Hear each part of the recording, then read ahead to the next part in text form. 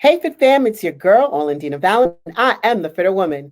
And today we are going to be speaking to Madame Francois, Heather Francois, who is the founder of Le Beauté du Secret de Madame Francois. So, Beauty Secrets of Madame Francois. And today we're going to be talking about skincare. That is something we as women, we take profound care of, or sometimes it is the most neglected part of our bodies. We're ripping and running and we want to look beautiful, so we put our makeup on and we do all this stuff and we forget to take care of our skin. So she's going to talk to us about the secrets that a lot of women overlook that keeps their skin from glowing and being their best. So folks, stay tuned. My name is Orlandina Balan, and I am the Fertile Woman. I'm an educator, motivator, professional bodybuilder. I am the People's Health Coach, here to help you to become your best selves. And this is Muscles and Stillettos. I am Wonder Woman, a wonder of a woman, a creature so fearfully and wonderfully made that even my creator had to sit back and say, "Ooh, man, an amazing Amazon, protected to all. Hell hath not the fury that I can unleash, should I or my loved ones be scorned. Mother Earth, growing potential thoughts, potential ideas, birthing those ready to be born and those ready to be reborn."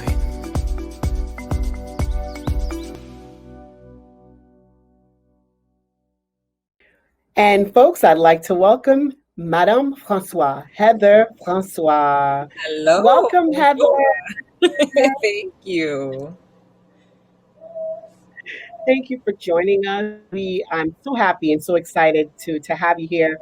I was just so excited to be talking to you about skincare. I'm like, it's one of the most neglected, at least part of my routine. I'm like, but yeah, black soap, water, moisturizer. That's about it. But when I started to talk to you, I was like, oh, I'm missing a lot. A lot of us. So I know I'm totally excited to hear about what you're going to share with us, and I know a lot of women are too. So tell us about who you are. Who is Heather Francois? Besides being a mom, besides being a wife and a successful entrepreneur, who is Heather Francois? Well, thank you. That's such a wonderful introduction and description. Thank you so much. At my core, I think I am a woman who enjoys nurturing. And I think that's kind of what birthed my desire to have a skincare line. I am a nurturer by nature. I'm someone who is genuinely kind, loving. I like to pour into others, so to speak. And so that's part of also what goes back to self-care, because I'm always mindful of caring for myself so much first, because I do like to give of myself to so many other people. So I think just by nature, I'm someone who's nurturing, giving, loving, still very determined, gritty, and I guess fierce in a lot of different ways. That is beautiful. That is gorgeous. I love it. And I think that the fact that you went into this in terms of skincare, it shows how much you care. And skincare, when you're taking care of it, it takes the time to be nurturing and to be gentle. So I think it's like totally in line with your personality. Yes, thank you. So I know that you weren't always, this Heather Francois wasn't always into the skincare line. I should say that. I'm not going to say you weren't always into skincare. You were. Right. But who were you before you birthed Madame Francois? What was your life like before that? So before I started my skincare line, I worked for a luxury retail company. I worked in the executive office. I had a very nice, cushy job. I was the typical, I guess in a lot of ways, typical career woman, right? Like you're juggling and balancing home, children, career, motivated and driven in my career life. Always, still to this day. I mean, it's just like innately in me, like a fashionista. Like I love. It sounds so materialistic and so shallow to say, but I will not lie. I love luxury items. I love beautiful clothes. I am a sucker for shoes. And so my career was always centered around, I have a degree in fashion. So my career was centered around my love of fashion and luxury things. And so I was just kind of that woman who looked that very, pencil skirt, stiletto, fluffy blouse, going out to work every day.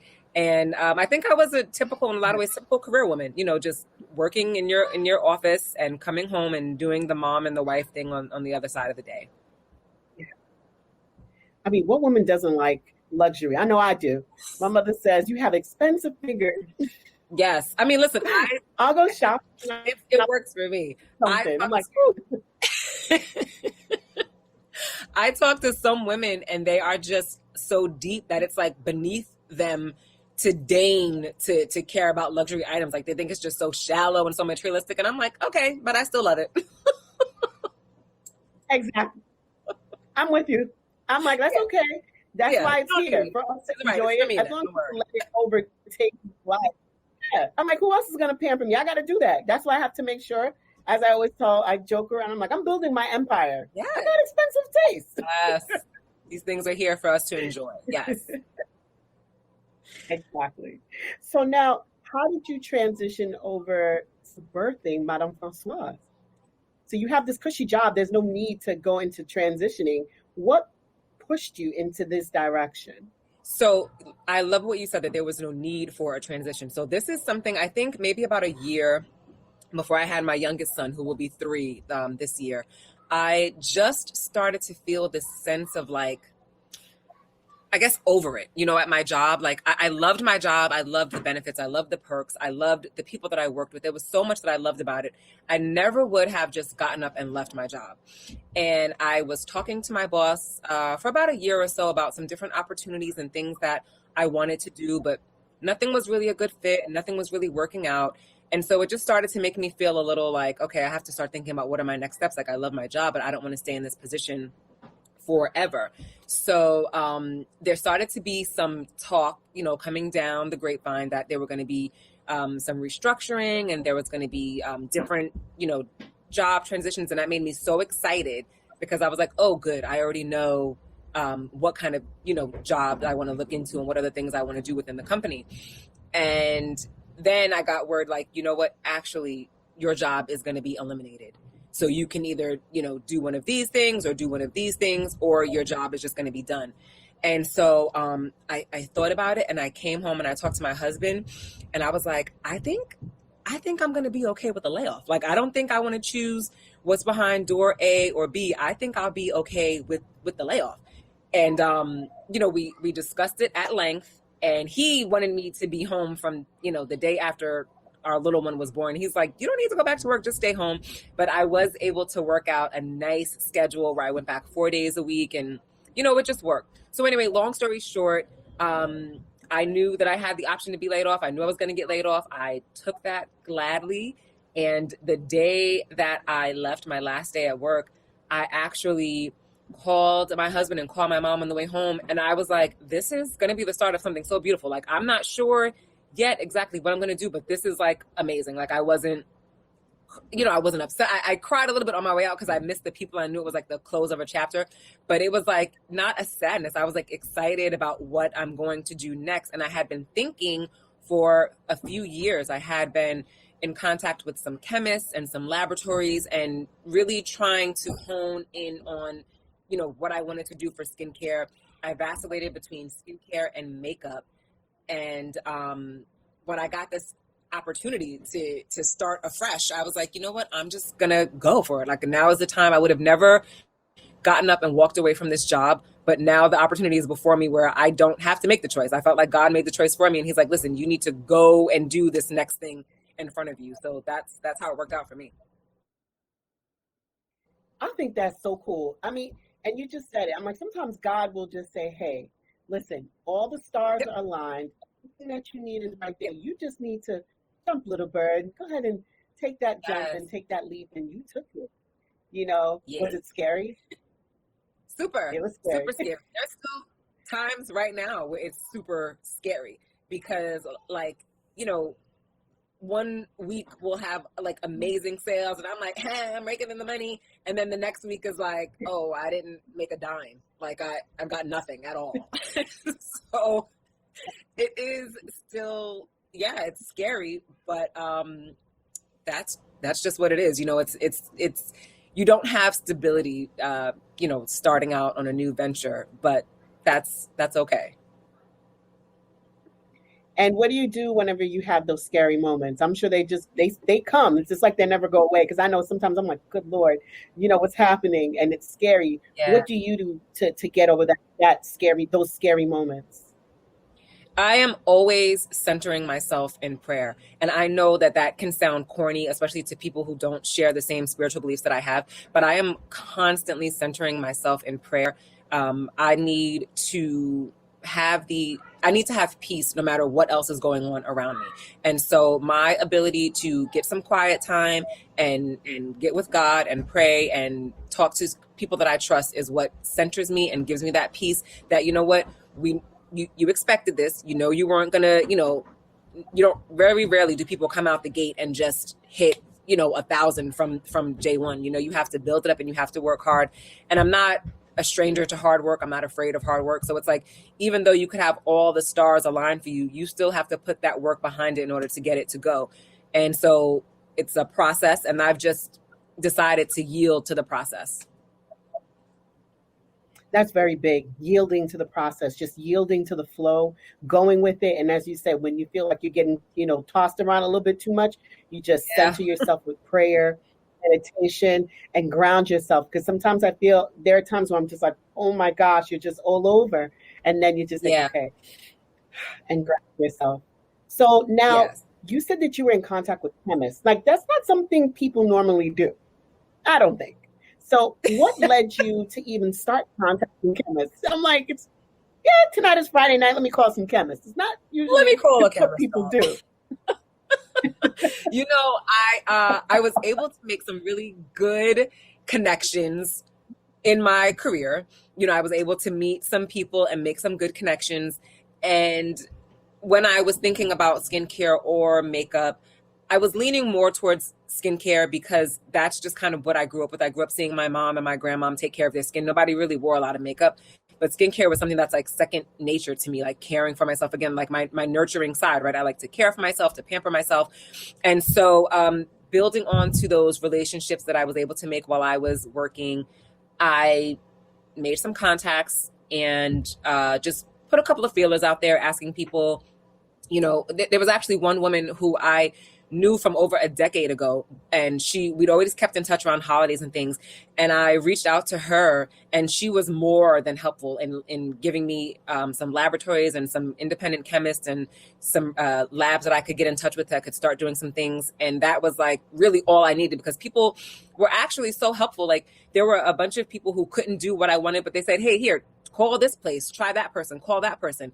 And so one thing led to another. And it was really all from relationships that I was able to get in contact with laboratories and chemists. That's awesome. You see that? I'm like, that's not the usual thing. But as you are going through life, you're like, let me keep this information and let me tuck this in and let me tuck this out. Yes. So and always keeping relationships. Yes, always keeping them positive, always keeping them open. And, you never know. That's what I say. You should always be nice to everybody. Always be nice to people, because you never know.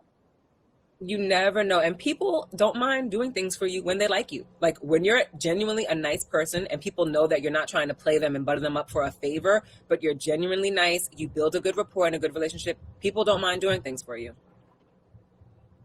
Agreed. As long, like you said, as long as they know that you're doing it, you're being genuine. I'm like, you know what? I'm looking out for you in the future. Anything comes up, I'm gonna definitely keep you in mind. If I see an opportunity, I think that you will be from. Yes, I got you. So now we have Les Secrets de Beauté de Madame François. Yeah. Beauty Secrets of Madame François. Hey. Yes. Hey. Now, I love the way you say it. Listen, I took a lot of French in high school. I spoke French when I was younger. All that French, there's a use for it now. Coming on back. All coming back. And of course, it helps that my parents are Haitian. So that's a, little bonus right there. Yeah, I say. So, that's right. So now secrets are usually kept, right? Usually people are, shh, don't tell nobody. Here you are spilling the tea, telling all these secrets. I mean, even Victoria might be upset that you're telling all these secrets.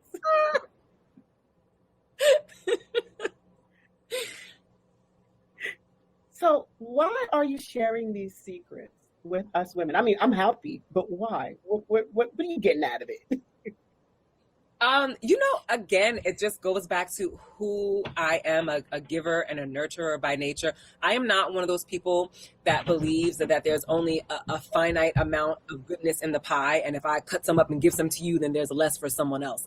I don't believe that goodness is a pie. I believe that we can share and teach other women how to be better, how to grow and just be better in a lot of different ways. I don't think that we need to hold everything so tight. I mean, obviously there are some things which are personal and things like that.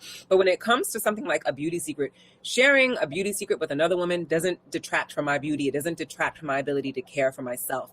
And I remember, so a friend of mine, this is going back like over a decade, had a joke that I should take a tour bus and just go around the world on different cities, sharing secrets and telling women the things that I did, because I was like one of those people. You would compliment me on like a lipstick and I'd be like, oh, this is where to get it. This is the shade. This is how much it costs. It also comes in this and that. This is who it's made by. Like, I was just that person. I'm like, listen, I feel fabulous. I think I look fabulous. I want you to feel fabulous too. I want you to look fabulous too. Let me tell you how I did it. Let me tell you where to get it. Let me tell you how much it costs. Like, I just don't mind sharing and giving because I don't believe that it takes anything away from me. Like, if I can do something for someone else that's going to help them be better in any way in their life, then I want to give that to them. Even for something as simple as beauty secrets, women will compliment me and say, I like your this or your that. Or, one day a woman shook my hand and she said, oh, your skin is so soft. Well, here, let me tell you what I use. Like, here, get this. You need to have soft skin too. There's just no beauty secrets we do keep to ourselves. They're like rituals. And that's one of the things that made me fall in love with them as I was growing up with my mom and my grandmom and seeing their beauty rituals and having them passed on to me. But I realized that it's not always commonplace. Like, everyone's mom, everyone's grandmom didn't pass down those secrets and those rituals to them. So if I can be, that person in your circle or in your life that can pass on a beauty secret to you and help you feel better or look better about yourself, I'm your girl. I want to be her. I love you. I'm like, I love you. I love you. That is amazing. I love it. I'm the same way. If I know something, you compliment me, I'm like, oh, I got it here. I did it this. I got it that. You should call so-and-so. You can call. Why? Why am I keeping this to myself? If you like it and you'll like it on you or love it for you, why not? As you said, have it. Strengthen the sister. Have it. You can take it. So yes. What are your beauty secrets? What makes your line different from others? What secret do you have that others do not? The first secret that I have that others do not is that you do not need 80 million products. You do not need to spend $80 million to get good quality skincare. The basics, the essentials are, number one, you need sleep. If you do not get your beauty rest, it doesn't matter what products you use or what you do, you are going to not look your best. If you do not drink enough water and get the right diet, you are not going to look your best. But in addition to that, your skincare regimen can be very simple. You need a gentle cleanser. You need a deep penetrating moisturizer, something that's very hydrating. A vitamin C serum is something that I swear by because it brightens up your skin tone without lightening your skin tone, but it brightens and evens out your skin tone, really revealing a natural glow. And then you really just need to have again, that good moisturizer, one for day, one for night. A lot of people do not realize that there is a difference between a day cream and a night cream. You do need two. You do need both. You do need a day moisturizer and a night moisturizer because they're going to contain different ingredients and do different things. And then my super secret weapon is always hyaluronic acid and collagen, which gives a nice plumping, firming effect to the skin. I'm in my 40s now, so I'm always taking care to make sure that I am not any kind of like fine lines or wrinkles that I'm seeing. I want to tend to them immediately. And it's not that I'm fighting the aging process because I will grow old gloriously and shamelessly, but I also don't need to have premature signs of aging. So those are things that you can really start using in your 20s and see the benefits of them. Those are basically like the prime secrets that I have that keep my skin beautiful and glowing. And you know what? My sister, she already ordered your line. She ordered me too. She ordered my she ordered a line for me. So we're gonna be doing this together. I love it. I Because love when it. we like we ordered ours, we're doing it. So I I love love how you it. Thank said, you. Thank you you so know, much. telling you, we here to support you, and we want to look beautiful too. So we You all already. look beautiful together. Thank you. Thank you. So I love you. You just said something really cool. You said even in your 20s, like starting in your 20s, in your 40s, you want to, make sure you look beautiful, the skin looks supple. But there is a skincare routine. There's a couple things you said. First of all, taking care of your skin, your 20s, your 30s, your 40s. Does your skincare routine look the same in the 20s and the 40s? Are they similar, or are there just some differences? I think that are definitely differences. In your 20s, you really need less. I think one of the key factors is using SPF. I was one of those girls who did not use SPF in my 20s because I wanted to be a full chocolate brownie every opportunity that I got. I wanted to just bake in the sun. And I didn't realize the damage. I didn't realize the damage that I was doing. But in your 20s, you need to get that SPF all the time. We tend to think when we're younger that because our skin is not wrinkling and because it's not showing fine lines that we're immune to it. But you really do need to start that in your 20s. And your skincare regimen will look different in your 20s than it does in your 30s and then in your 40s because, again, even though you can use retinol starting in your 20s and really see the benefits of it, when you're in your 40s, you don't want to be without it. Like, that's when you really are dedicated to that nighttime routine, slathering that cream on and making sure that you're getting it every night. So in your 20s, you don't necessarily need the collagen. You don't need, some of the more potent ingredients that are used in skincare because your skin hasn't yet showed any signs of aging. You want to care for it so that it doesn't show premature signs of aging, but it's definitely a different skincare routine in your 20s than it is in your 30s, your 40s. And then when I get to my 50s, I'll have to tweak it and do some different things then and so forth and so on. And you also mentioned all of you 20, 30s, and 40s. And I'm in the 40s. I told you, I got my little pen. I'm taking notes. I'm not playing. I'm 40s with you, so we're gonna keep it together. We'll keep it together. And Yeah. you're right, 'cause I remember being out in the sun. I'm sorry, I was one of those people. I'm Black. I don't get sunburn. Found that the hard way in Jamaica. Yes, we do get sunburn. Yes. That was the first and that was the last time. And I definitely do use SPF. And I'm very good about that now. Um, Moisturizers. You need two different moisturizers. In my cabinet, I have one. I put it on in the morning and I put it on at night. And now I'm hearing that's a no-no. That's a no-no. So during the day, we typically use a lighter weight moisturizer because during the day, again, you're going to put on your SPF before you go out, and then you're going to put on most of the time your makeup. So you need a lightweight moisturizer, which is what I offer with the Creme du Jour. It's a very lightweight. Actually, let me show you. It's a very lightweight, Yes. almost a gel consistency. And this is with aloe, so it heals and nourishes your skin. It's also made with ceramides, so it's going to help your moisture barrier. And it has zinc and magnesium minerals. It also has caffeine. Caffeine is one of the things I love for skincare because it gives you a nice, especially under eye, if you use it with always want to use your ring finger, by the way, when you're doing anything around the soft tissue, like your eyelid and your under eye. You use your ring finger, you dab it on. The caffeine is going to give you a nice firming and pumping. It really depuffs that under eye area. Like in the morning, I always wake up with like a little bit of puffiness under my eyes because I'm just always tired. But, a nice caffeine cream lightly underneath there depuffs that. And also your whole face. Like a lot of times when women wake up, their face is just a little swollen and bloated. It's just, from the effects of sleep and the blood rushing to our faces. So you use a little caffeine. It just helps your face. People like to do caffeine scrubs, which you can get benefits of at home, just using your coffee grinds and rub them on your skin. again, a beauty secret. But those are the kind of things that you can do. And the cream that I offer has all of that. So it's lightweight. You can put this on. You can then put on your SPF. You can then put on your makeup, and your face is not going to be greasy. It's not going to feel heavy. It's not going to clog your pores. And you don't have to worry about now, having a breakout because you layered all these things on your face. You want a day cream that's really, really lightweight. And that's what I offer. But now when you're going to go to bed at night, you're going to wash off all of that, right? You're going to wash off your day cream, your makeup, your SPF. And now you need to replenish your face and hydrate again. So at that time, you need a retinol. Retinol is not something that you want to wear during the day because it makes your skin a little sensitive to the sun. So if you're using it, even if you say, I'm putting an SPF on, you're negating the point of using the retinol. So a night cream is always going to be thicker. It's always going to be heavier. The night cream that I offer has retinol. It has mushroom extract. And it has, again, ceramides that are really going to help lock in that moisture. And so retinol is going to but it reduces the appearance of fine lines, wrinkles, crepiness. Sometimes on the necks, we get like a little crepey skin. This is that thick, rich cream that you're going to layer on from the neck all the way up, always going in an upward motion. So you're fighting against the effects of gravity.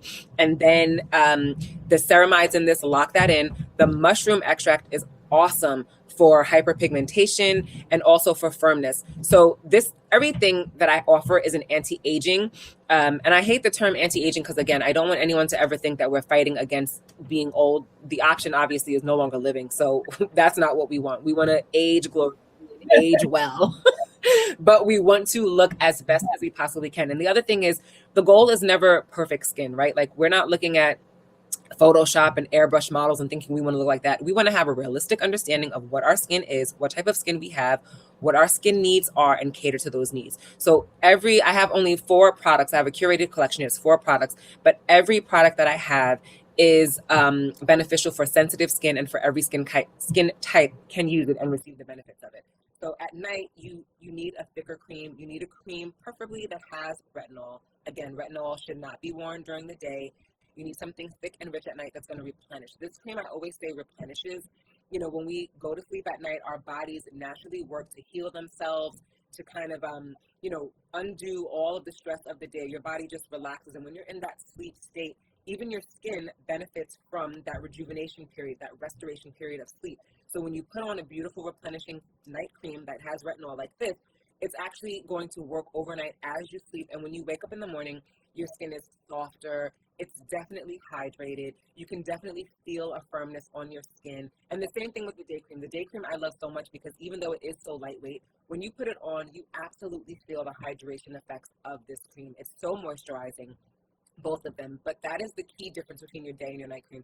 Your day cream should be absolutely lighter than your night cream. Your night cream should be thicker and richer, and it should contain ingredients like retinol, like ceramides, to help restore that moisture barrier and replenish and nourish your skin at night while you sleep. So it's a complete package. It's, like you said, drinking water, eating well, because your skin is a reflection of what's going on the inside. Yeah. And then, taking care of yourself, sleeping, Yes. which I'm like horrible. I I get as much sleep as I can. I'm trying. I know, we all.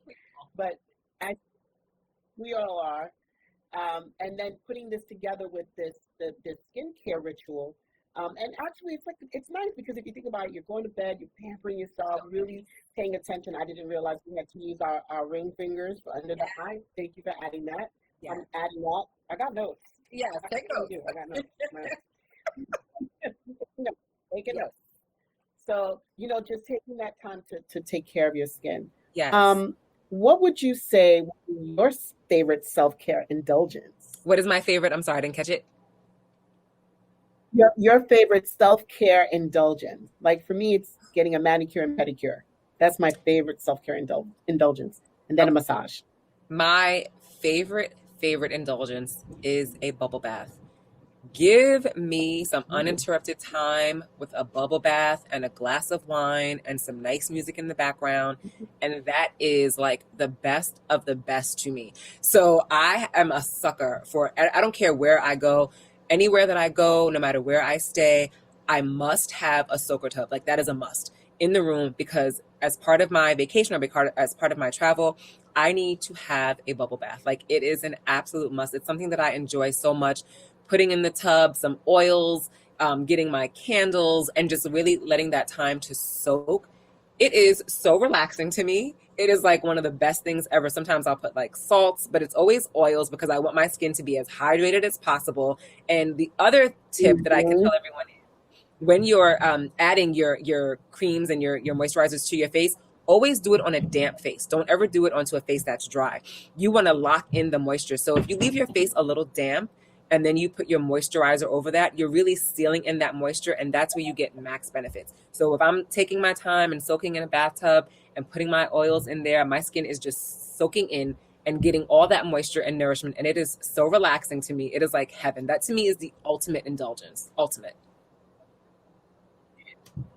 That right there, oh my God, I'm definitely gonna try that this weekend with like some bath oils. Yes. Because I love. Okay, you got me. I'm adding that to my little self-care routine instead of getting a mani-pedi.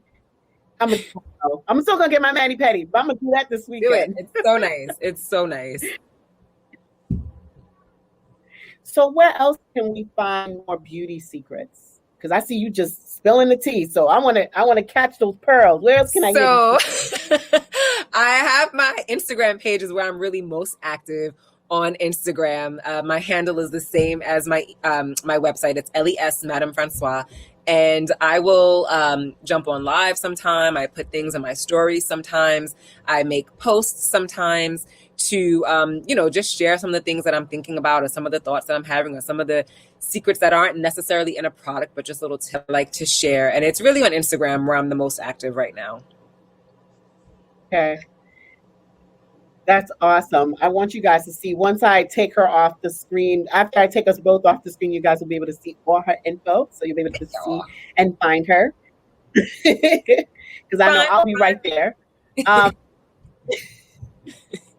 So I was asked my guest this: if you could go back in time and revisit your younger self, what kind of advice would you give her? I would. I tell myself so much, child. I would tell myself so much. But one of the things I think I would tell myself is to trust my gut. I think we have women's intuition, right? And then we have, gut instincts and gut feelings. And to this day, I second guess them, or I hesitate to act on them. But I have learned more often than not that little voice that I'm getting is usually it's right.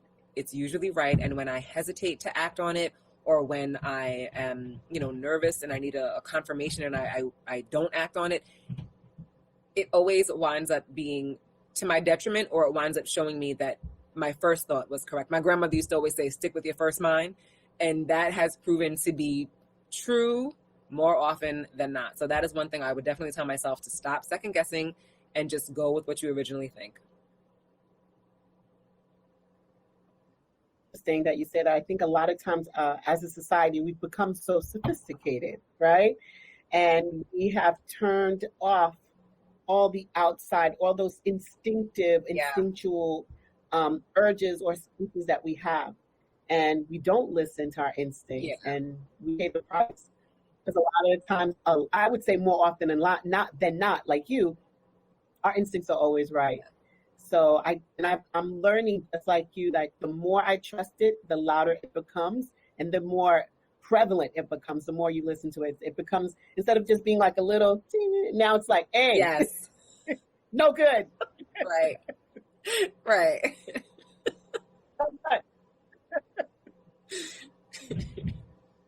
So I think that's Heather. I was like saying that, Madame Francois, thank you for sharing your secrets with us and showing us how to age gracefully, taking the battle out of it. It doesn't have to be this battle, but it can be this pleasant experience, and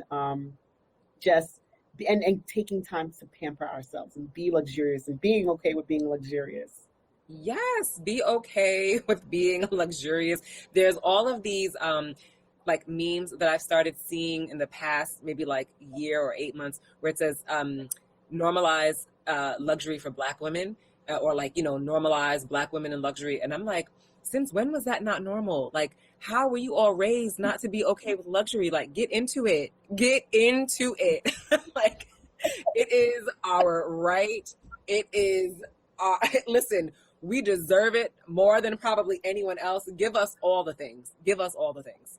Be okay with luxury. Not only normalize it, but just go ahead and feel like almost entitled to it. You know, work for it, go after it, and don't feel like anything is ever too good for you. That is the way, listen, a lot of people, it hasn't always served me well in life, but that's the way I was raised. You know what? There is nothing too good for you. You go after what you want, and the absolute best that this world has to offer belongs to you. You work hard, you do what you're supposed to do, and you get the absolute best and have no shame and no qualms about it. So that is something that I want to encourage every woman to do, and not just with regard to luxury things, but with the way that we care for ourselves. There is no reason why we should be putting all of our efforts into a job or a relationship or a household and neglecting ourselves. You know, we must take proper care of ourselves. I always say that skincare as self-care is kind of like, I guess my motto or my MO, but it really is nurturing and caring for yourself and pampering your skin, caring for your body, your health, everything about you. All of that, believe it or not, in this day and age is considered a luxury, because we've just succumbed to this hustle mentality and, this just work, team, no sleep, and all that kind of nonsense. But the real luxury is being able to get a good night's rest, take good care of yourself, drink your water. We always thought the adult beverage was, alcohol, but the real adult beverage is water. Get you some water, care for yourself, and, be good to yourself in every way possible. Be good to yourself. There's nothing too good for us. We deserve it all. You know what? I don't even need to put a closing on this interview. You just closed it out. Yes, ma'am.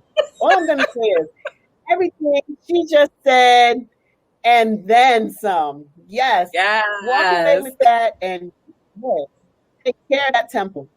That's it. You can just drop the mic, Heather. Go ahead and drop the mic. Mic drop. She dropped the mic on that one. Mic drop. Fam, thank you so much for joining us. It was a pleasure to have Heather here with us on stage and, sharing. It's such a pleasure having you with us. And we want to have you back. Don't be a stranger. And you can tell us some more secrets. And because I know there's a lot more to be had. And definitely check her out on Instagram. I'm going to put up her information so you can find her in every platform, Facebook, Instagram. You can find her website. And fam, just take good care of yourself. That's it. And with that, fam, this is all about a journey of love of self-care, love of others, love of community, everything that deals with self-care. That's what we're celebrating this month. And so join us this Friday for our beads of love and intention, and for the rest of this month and next month as we begin our Little Bit of Love giveaway. Fam, be bigger, be fitter, be stronger, and as always, be good to you.